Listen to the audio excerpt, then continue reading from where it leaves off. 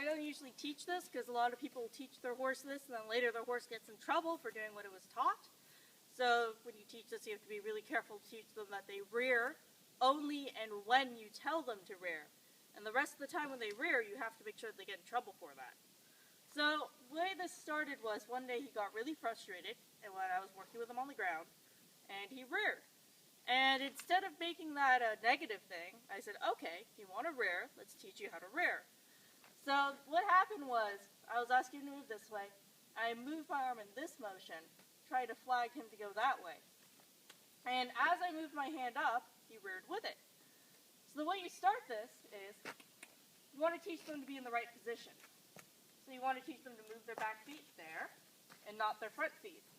And this may take a little bit of time. You want to teach them to back up into their back feet like that. You see how his front feet are getting close to his back feet before his back feet move to make the space. So what you're going to do is, later, you want to teach them the cue. And everyone has a different cue. Some people like to raise their hand, but that comes later. And usually, what they do is, you want to give them a rhythm.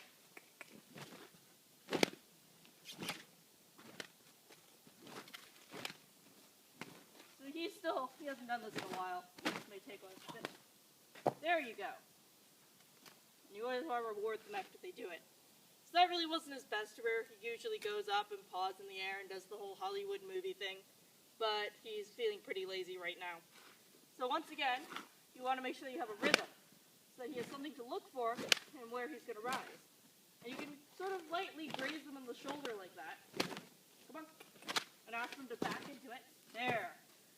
That was pretty good. And you always want to reward them afterward. And if your horse gets too hot or high-headed, what you want to do is you want to always make sure that you have this. You always make sure that they need to learn that their head is where your head is.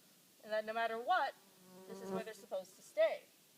And he knows that if I put my hand here, even when I get up, he's supposed to stay down.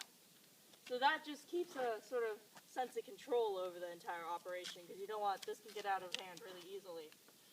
And you want to make sure that before you teach a horse to rear any tricks like lying down or rearing or bowing, that you want to make sure that they're really well joined up with you, that they are going to listen with you because these can get out of hand really easily.